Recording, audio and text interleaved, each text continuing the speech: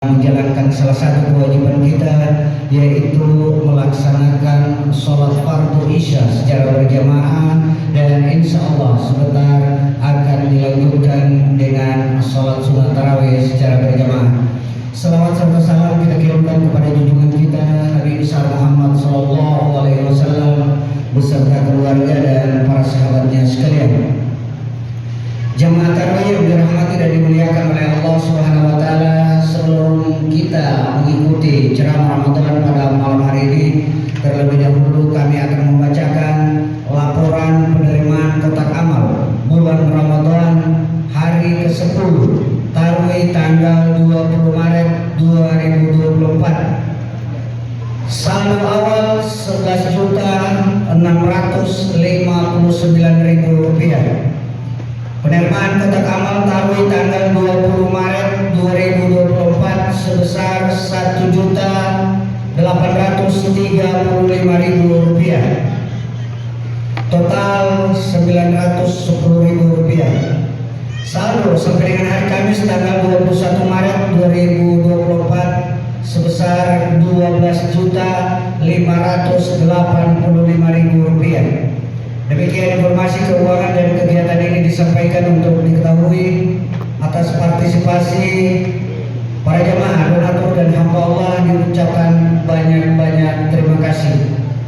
Bapak-bapak, ibu-ibu jemaah tarawih yang dirahmati dan dimuliakan oleh Allah Subhanahu wa taala, pada malam ke-11 tarawih di bulan suci Ramadan ini, marilah kita sama-sama mengikuti ceramah Ramadan yang akan disampaikan oleh Ustadz Saleh SAG.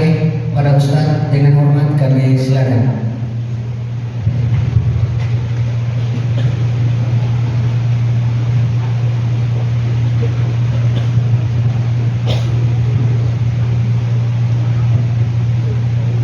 Bismillahirrahmanirrahim. Assalamualaikum warahmatullahi wabarakatuh. Waalaikumsalam warahmatullahi wabarakatuh. Alhamdulillah, di Masjid Raya Baitul Nur yang dirahmati Allah. Alhamdulillah, tidak terasa malam ini kita sudah masuk malam 11. Seperti orang main bola, kita sudah masuk babak semifinal.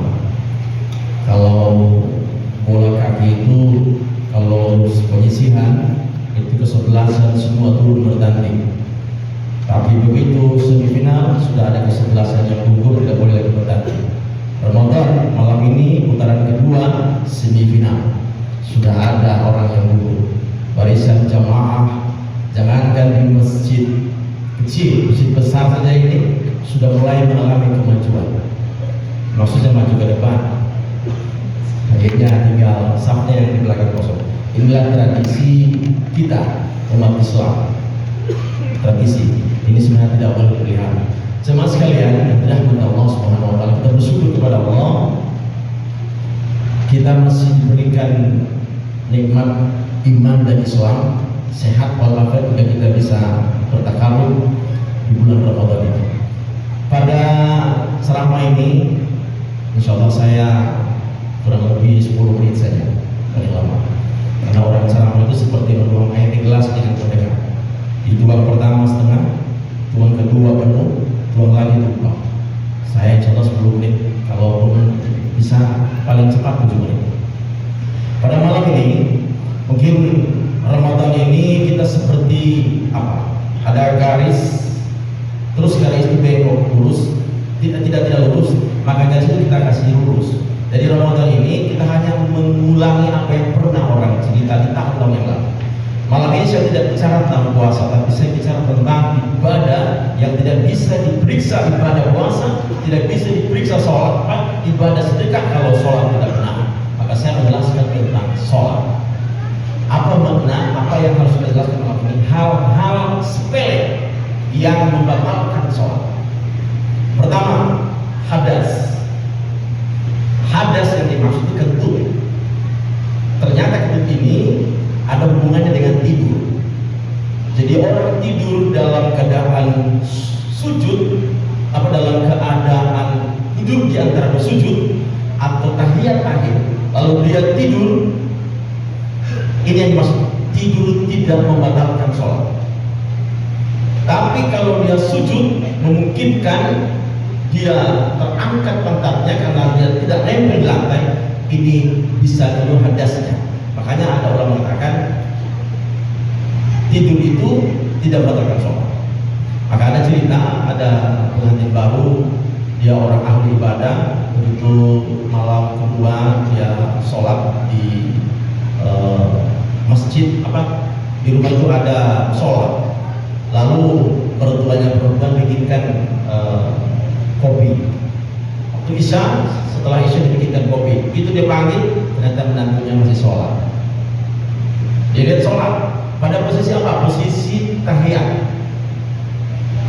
Mertuanya tidur, bangun kaget sudah jam 3 subuh. Dia cek, alhamdulillah menantu saya masih sholat, luar biasa sholat. Kedengaran dia ngomong alhamdulillah menantu saya masih sholat, hebat ibadahnya, ini menantu terkaget dengan sholat itu. Lalu assalamualaikum warahmatullahi wabarakatuh.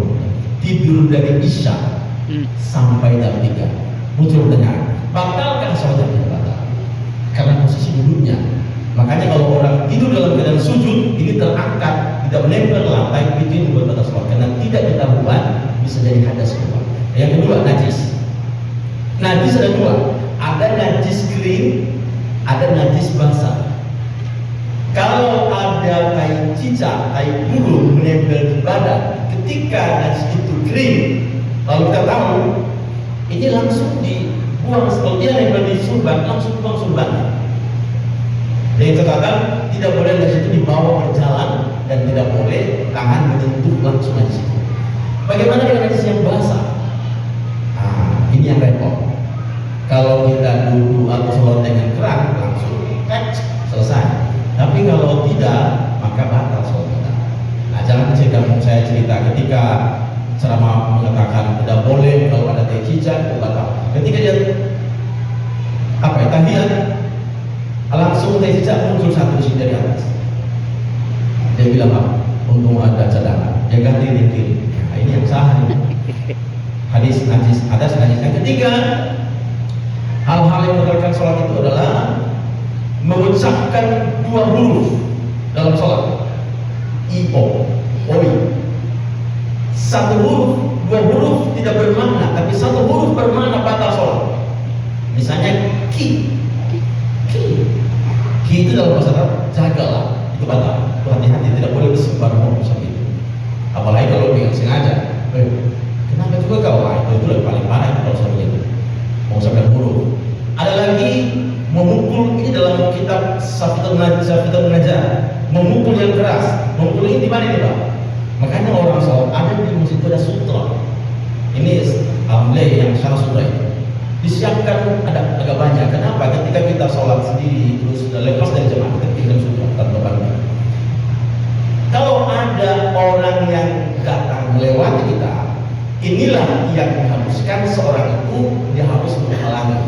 Tapi kalau tidak ada sutra, dia tidak punya kewajiban menghalangi orang itu. Makanya syaratnya ada sutra. Dua yang tidak boleh dihalangi saat kita sholat. Allahu Akbar. Pertama, anak kecil yang belum balik. Jangan tunjukkan teman-teman kita ini, saya tidak boleh berikan sholat. Ada anak kecil tidak bisa. Yang kedua, ini jemaah tidak sah. Ada orang sampai 2, kita sampai 3, sampai 2 itu dia batal sholatnya, batal wudunya. Karena itu dia keluar saat berdiri rakaat kedua besar. Ini kalau orang yang sudah ekstrim sekali, orang yang tahan begini. Kalau orang tahan semua, kemana dia? Kasih dia. Jadi ketahuan juga kalau orang yang itu kasih dia. Orang-orang dua ini tidak boleh ditahan. Memukul yang keras. Ada yang berikut. Melakukan gerakan, 3 gerakan berturut-turut dengan anggota badan yang besar, batal sholat. Saya beritahu anggota badan itu 1, tangan kanan, tangan kiri, anggota badan yang besar. Yang kedua kepala. Yang ketiga kaki kiri kanan, dan yang keempat anggota tubuh itu. 3 kali berturut-turut batal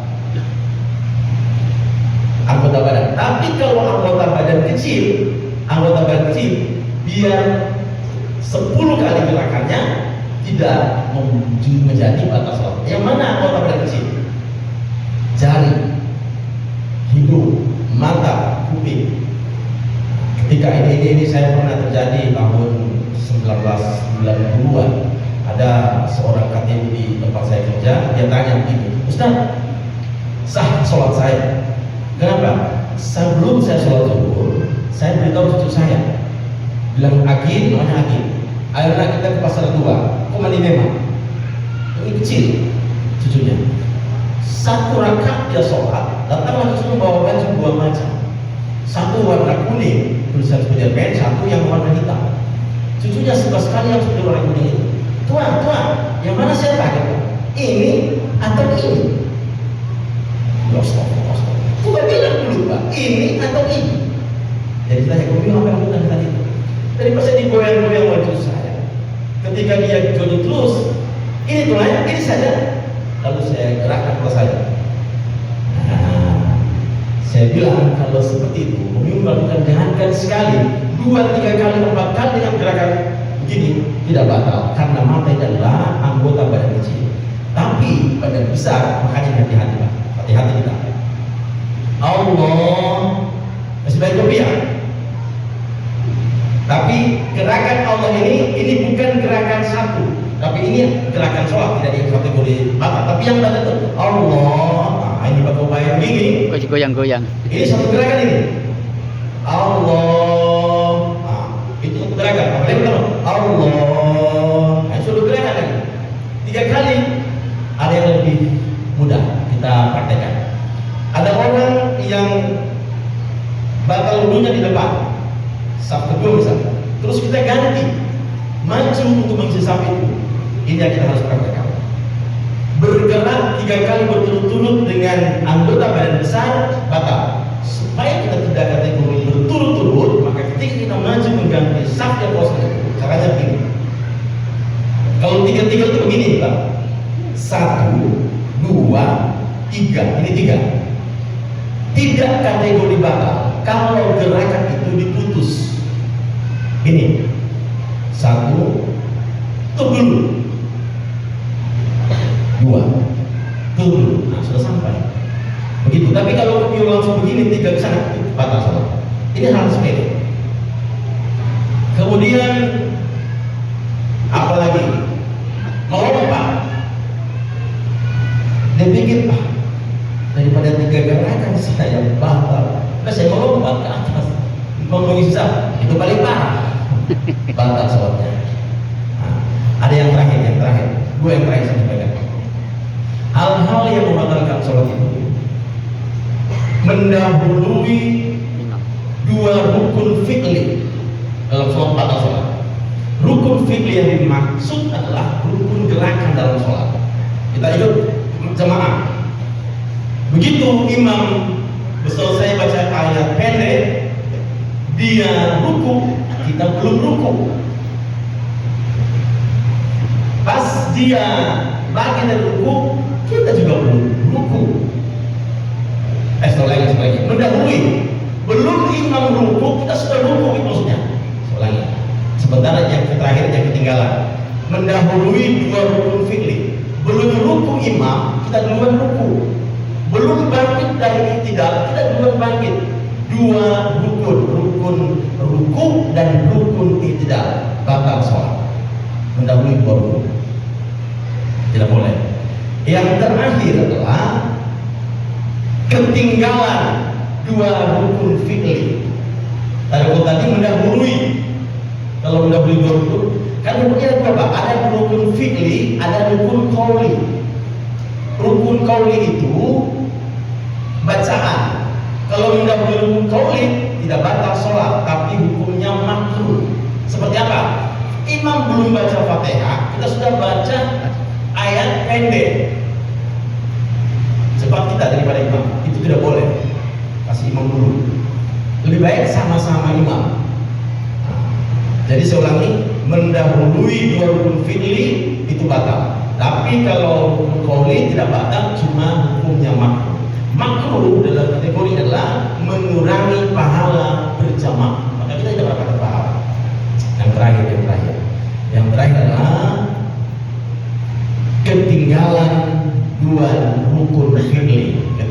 Artinya mendahului, sekarang ketinggalan. Orang yang ketinggalan 2 rukuk ini ada rukun ini ada penyebab. Penyebabnya bisa jadi ini kalau tidak uzur. Kalau tidak ada uzur tidak batal. Batal. Tapi kalau ada uzur tidak batal. Soalnya ketinggalan 2 rukun fikri ada uzur tidak batal. Tapi kalau tidak ada uzur batal. Ini Allahu Akbar. Orang ini baca Fatihahnya lambat. Alhamdulillah. Imam sudah ruku, dia baru kena udur. Sudah banyak imam dari tidak, baru ini Shiratal Mustaqim. Sudah ketinggalan dia. Kalau yang kayak begini, dia namanya ada uzur tidak batal. Tapi kalau tidak uzur, tidak pel dia, hanya menghayal. Ini kaget orang sejadah ini beli pakai begini cocok. Sudah ketinggalan dia tuh. Baru menghayal memikirkan baju lebaran, sudah ketinggalan. Itu sengaja. Itu yang batal. Yang batal. Jadi jemaah sekalian, banyak sekali hal-hal yang begini kita tidak boleh anggap sepele. Maka kita belajar. Kalau mau belajar di kitab Safiyatul Najah, di sana akan dibahas banyak tentang bagaimana itu sholat. Jemaah sekalian, mungkin ini saja. Semoga kita semua ini, tapi tidak usah khawatir mendengarkan cerita ini, kita berusaha semaksimal mungkin lakukan apa yang dilakukan iman. Jangan menambah gerakan saja, jangan menambah gerakan. Ada lagi, mohon maaf, ini lagi di kampung sakit. Allahu Akbar. Bismillahirrahmanirrahim. Ini yang paling. Jadi ini sepele Pak, tapi ini gerakan tubuh. Bukan lagi 3 kali nih. Dari kalau dia 20 rakaat berapa kali begini hitung saja. Masyaallah, alhamdulillah. Tidak boleh dianggap sepele. Ini jelas dalilnya dalam kitab hadis, kitab Safinah Najah. Jemaah sekalian, semoga kita semua yang hadir ini senantiasa dilindungi oleh Allah, diberi istiqomah dalam beberapa hari ini untuk bertahan, sehingga insya Allah kita di akhir Ramadan itu akan keluar sebagai finalis Ramadan yang Allah memberikan piagam pada kita. Di atas piagam itu Allah tulis yang keluar sebagai finalis, ada piagamnya, judul piagam itu ufirallahu ma taqaddama min zambi. Orang yang keluar sebagai finalis Ramadan diberikan jaminan ampun terhadap dosa. Besok 1 Syawal kita ke masjid, ketemu dengan keluarga, kita mengucapkan, kita pantas mengucapkan minal aidin wal faizin. Apa artinya? Semoga kita termasuk orang-orang yang kembali kemana? Kembali menjadi fitrah, seperti bayi yang baru dilahirkan. Dosa dengan Allah insya Allah bersih, tinggal 1 dosa dengan manusia, sehingga dianjurkan dalam kategori Indonesia sekarang ini halal bihalal. Kalau kita dari sini ke masjid sejelas sini, pulangnya jangan lewat situ, pulang tempat lain supaya semakin banyak keluarga yang tidak silaturahim. Mungkin ini yang bisa kami sampaikan. Yang benar datangnya dari Allah yang maha benar, yang salah itu adanya pada manusia, tempatnya salah. Demikian, terima kasih. Bila kita hidayah. Wassalamualaikum warahmatullahi